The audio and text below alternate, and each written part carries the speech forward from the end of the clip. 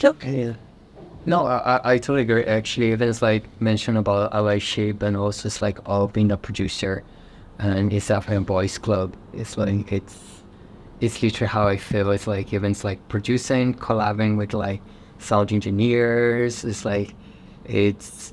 I don't think I ever had the chance like to work with another queer person in the environment yet, and it's been 10 years, and it's something that sometimes like so far I worked with two women, and that was like I was so happy to see that. But it's like, yeah, it's like we can see a girl here, but because I just get that it's like it's a boys' club, and but they're fantastic people. It's like I came across like so many people. They are ally and actually even became friends, and they're like sometimes they invite me and my partner to have dinners like with his wife, and it's just like really nice thing.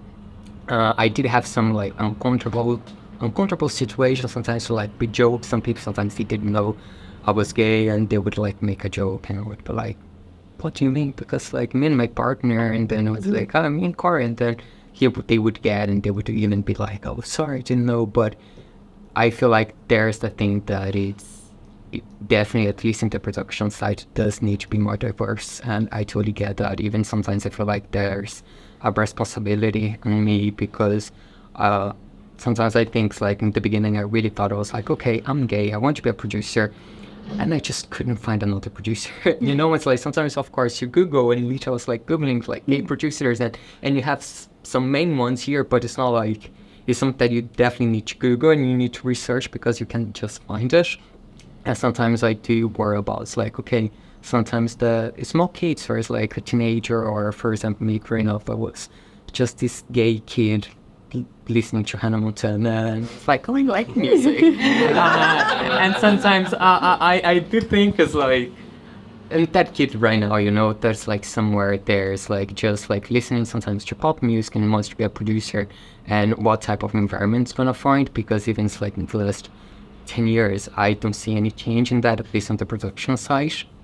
So I feel like that's definitely something that I feel like, okay, let me try to represent here as much as possible. Or it's like if I come across sometimes it's like the women, or it's like a quick burst, it's like, hey, actually, I really want to do, because I always try when I'm producing, it's like collabing with like sound engineers, at least for the mix and mastering and everything. And if they're queer or women, I'm like, hey, actually, come on board. It's like, let's try to do this project together, because I know it's not easy, and I've seen people sometimes trying, and they're like, oh, I didn't even try, because it was just straight dudes in a room or in the studio, and they're like, hey bro, yeah, and even it's like they couldn't kind of get the language basically.